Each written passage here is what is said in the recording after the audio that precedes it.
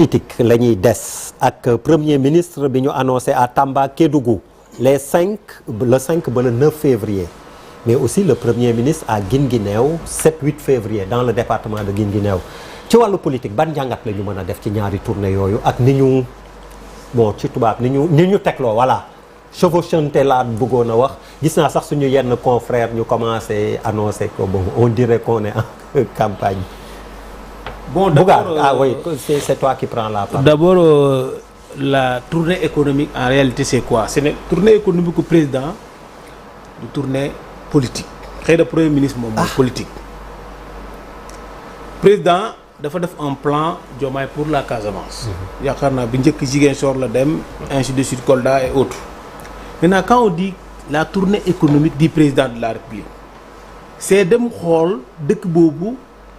ya nga xam ne yëkkati woon nañ pour côté boobu dox lan la ñu def lan moo pare déjà lan moo nekk en cours ak yan la ñu mën a améliorer wala yan la ñu mën a yokk pour dëkk boobu gën a ñoŋ loolu moom mooy tournée économique président day dem saafante aussi ak waa dëkk ba assurer leen ne man mi ngeen jox seen dëkk ñëw naa pour constater am na lu ma leen waxoon ci loolu laa nekk pour dëkk bi dox loolu c'est institutionnel la tournée économique elle est institutionnelle.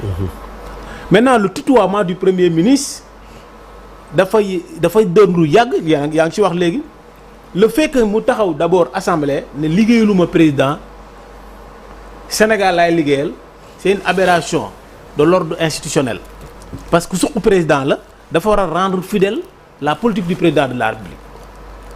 moo foofu dafa nawloowu sax président en fait beneen bi mooy tournée bi président ji ko def président moo la fal nga nekk premier ministre président war a dem dans la zone le premier bi ratissé c'est le premier ministre mooy njëkk a dem def des conseils interministériels ba pare waxtaan ak ñi nga xam ne c'est les gens concernés ci projets yi nga xam ne ils sont en cours tous les ministres concernés pas li nga xam ne mu ngi ko def mu nekk de l'amateurisme ci affaire agriculture bi woo la ministre bi woo béykat ñu taxaw ku ci nekk ñu jox la parole après ñu non Cheikh Iba moo def erreur bi loolu c'est de l'amateurisme en fait te pourtant premier ministre moom moo nekk l'acteur principal ci déplacement bu président di mën di def premier ministre moo waroon njëkk a dem su ko defee président bu ñëwee conseil des ministres sax dañ ko fa war a defee région bu mu dugg capitale régionale Macky Sall daan na def di tournée dañu war a dem ci capitale régionale bi def fa benn conseil des ministres woo les élèves les collégiens les étudiants ainsi de suite ñëpp ñëw ñu ne le président de la République mu ngi nii bu pare mu visiter quelques écoles wala mu tenir des discours devant des étudiants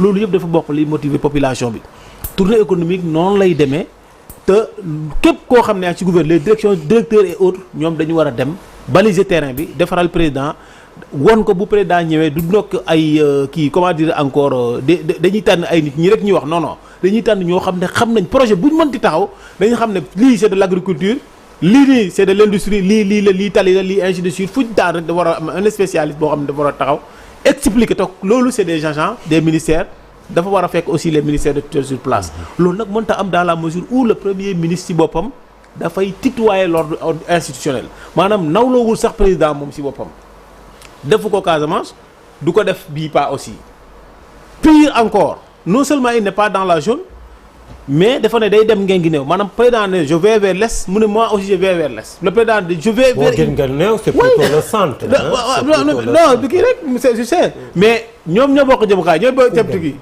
ba pare président bu demee moom day nekk Guinguinéo de politique maintenant ce qui s'est passé lors de la première tournée mooy les médias d'État la RTS le Soleil ainsi de suite première tournée bi gisu leen fenn fi premier ministre ki RTS jëlee d'ailleurs culturellement sax la wax de Casamance am na ñekk Dakar xamuñu Casamance ils auraient besoin président visiter fenn RTS def benn reportage ci benn commune boobu xëy na am na yoo xam ne sénégalais bëgg nañ ko xam ci biir commune boobu xëy na am na yoo xam ne bu ñu ko wonee am na ñoo xam c'est des investisseurs mën nañu lii am na Sénégal attendez je vais aller vers là-bas dinaa dem investir foofu noonu tournée économique bi am aussi on déplace tous les hommes d'affaires opérateurs économiques c'est un armada de choses yoo xam ne dañ koy yóbbu ku ci nekk dem ci dëkk ba xool lan nga xam ne mën nga ko investir ci dëkk ba parce que loolu aussi ba dafa cee bokk tout ceci n'a pas été fait RTS ay yeneen la doon wone ay publicité yu ngeen xamul bi pour nga am information ci Diomaye da ngay déglu ay journalistes yi fa nekkoon seen nattaango yi mel ni Malamine maa ngi koy gërëm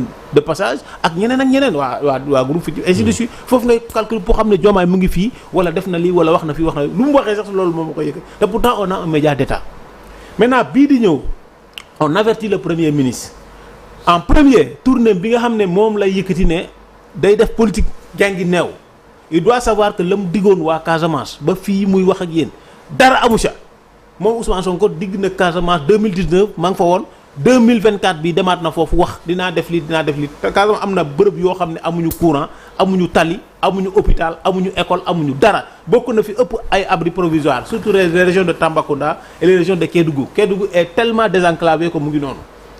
alors le peu que Macky Sall a fait avec le pont de Sénégal-Gambie ñoom dañu waroon ñëw def loo xam ne Casamance dootuñu toog fii sax di xalaat ne c'est maanaam pour nga dem foofu tey il faut nga def 2 jours wala 3 ainsi de suite non le TR là waroon nañ fexe léegi mu dem Casamance dem jaar Tambacounda wàcc vers Kédougou facilement ce sont ces grands projets là qui développent te loolu pour mu am le chef du gouvernement Sénégal bii il s'appelle Ousmane Sonko te moom mooy yëngal gouvernement am ak ministres yi nga xam ne ñoom la àndal avertissement bi ñu koy jox nag mooy qu'il pose d'abord sur pied xamoon comment il va le faire mais tournée bi na ko teg ci suuf ñun Sénégal coono bi fi nekk rek doy na teg tournée politique ñun taluñu politique fu mu nekk nii dëkk bu dox la ñu bëgg na teg loolu ci suuf li président war a defi Tamba war ko defi Kédougou institutionnellement yoon la premier ministre jiitu ko fa dem def conseil interministériel Tamba dem def ko Kédougou woo les ministres concernés secteurs yi nga xam ne président dafa war a dem inaugurer lii wala mu tàmbale lii wala ñu saytuwaat ko ñu jël des spécialistes yooyu jiitu président sur le terrain def liggéey boobu ba bu président accès dina fekk loolu ñoŋ dina xam nan lay def aussi ak lan lay yokk ci région yooyu ba nga xam ne bu ñu fay delluwaat dina fekk au moins côté boobu dina développé wu. ñaari date yi xaw a daje. man dama am lu ma bëgg laaj Bougar. allez man dama bëggoon xam ndax Bougar. boppam lay waxal. wala président lay waxal. c'est le président. bu dee président lay waxal. Bougar dafay déewanteeg président ba ñëw toog fii di wax. foog naa jot nañu jëlee fi li Doudou Wade waxoon ci anam démocratique. jot nañu jëlee fi Bassirou ak Ousmane. ndax ni Bougar wax garaaw na trop. non si Bougar li mu wax nii. xam nga sànq juñu na. naan président da koy bàyyi rek. bu xëy na ba équipe ba perte.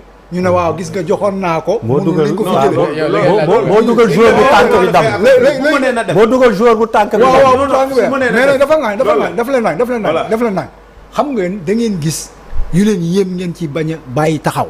Bougar li mu wax dafa yéem moo tax ma bëggoon maandu laaj ko ndax xalaatam lay wax. wala lu ñu waxtaanee parce que mënuloo nekk président de la république moom mu nekk collaborateur am su ma juumul. nga am premier ministre chef du gouvernement nga koy avertir fii di ko menacer. non di ko non xaaral Bougar. pas le président c'est man lay wax en tant que chef de parti. en tant que citoyen. premier ministre bi ñu fal ñun dañuy xaar ci moom Sénégal dox. d'accord naa de mais man confusion avertissement bu ñu koy jox non si on a le droit c'est notre premier ministre il travaille pour le gouvernement pour nous. avertissement bu ñu koy jox mooy gis nga tutoiement yi muy def ci affaire tournée yi na ko teg ci suuf ñun on a besoin d'une tournée institutionnelle. Tambacounda Kédougou lan moo fa doxul. moom la ce qui suppose que. ce qui suppose que. loolu am na si droit. ñoom ak le premier ministre ils n'ont pas le même agenda. pour le Sénégal. non si on a un agenda pour le Sénégal c'est le premier ministre qui est dans l'euphorie. mais kon amu leen ay bokk leen agenda. c'est non l'agenda du Sénégal. bokkul ak agenda politique mais yow li ngay wax nii kii président ngi jëm. kii day politique jàpp na data moom it jàpp data. lu jàpp ay date boobu la war a teg ci suuf yow tamit ni ngay wax jàpp ngeen seen date bu dee. non jàppuñu c'est une tournée institutionnelle. je vous ai dit c'est une tournée institutionnelle. c'est une tournée institutionnelle. tournée état au Sénégal mooy déplacer président.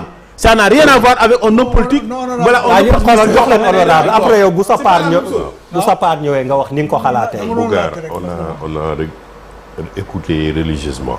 et Bougar y a un très